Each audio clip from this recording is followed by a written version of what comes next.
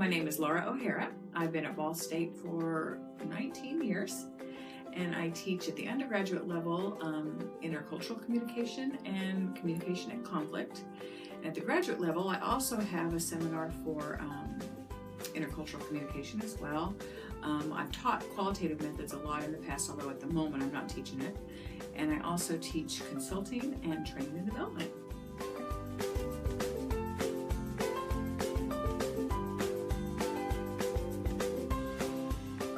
I have two research interests. One is in health communication, and I work with one of my friends and colleagues, Carrie Hsu, and we study physician-patient interactions. Lately, we've been looking at people who have diabetes and who are typically uncontrolled, although we're about ready to move toward looking at folks who are in a little bit more control of their condition. And I also do a little bit of intercultural communication research. I've been working with former student and now colleague, Elena Chevneskaya, who's finishing her doctorate down at University of Miami. And we are working on Danish expatriates who live and work in Russia.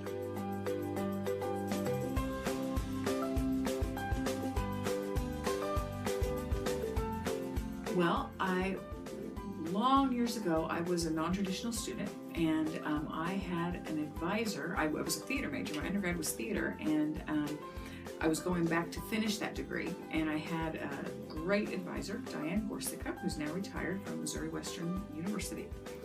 And she, we were talking about maybe teaching secondary education in the high school's theater and what was then known as speech.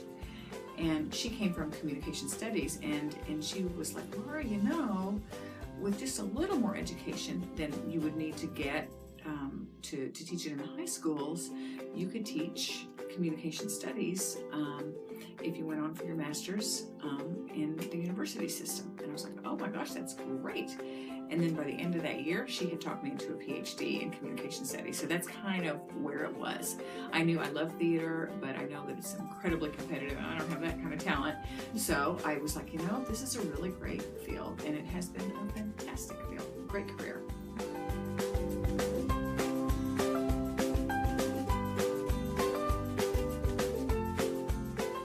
Is our honor society. Only about 10% maybe of all the students in communication studies are asked to join. So they're sort of the cream of the crop in terms of students academically. They're a great group of students. We do a couple of really meaningful activities. We sponsor the Foster Children's Holiday Party every December, and so that's our big fall undertaking. And again, we do snacks, gifts, Santa Claus comes. I mean, it's just a whole big deal. And then this spring, we worked with College Mentors for Kids, providing communication-centric ideas for a week of their activities.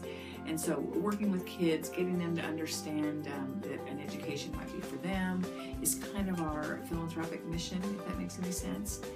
And they're just a great group of kids. We do a lot of social events. We have a lot of fundraisers, and so it's a great group.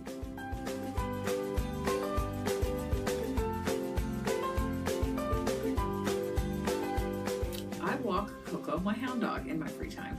She's a hound dog, as you know, and she has a lot of exercise needs, so she gets 2 hours a day of exercise, and I walk her. That's my free, and that's my time to relax.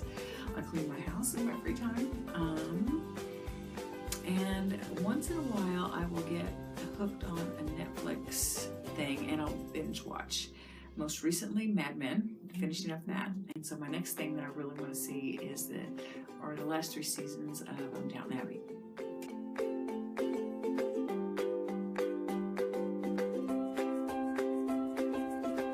Oh, I think our culture in our department, I mean, we have such a great group of faculty, and we all get along very well. We respect each other. We work toward common goals. It's just a great community, and of course I love the students as well. They're, you know, I think we try to teach them the value of that sort of culture as well. And so hopefully when they go on to be PhD students, or when they go on for their careers, they can kind of nurture that idea. Working somewhere is so much better when everybody gets along and respects each other.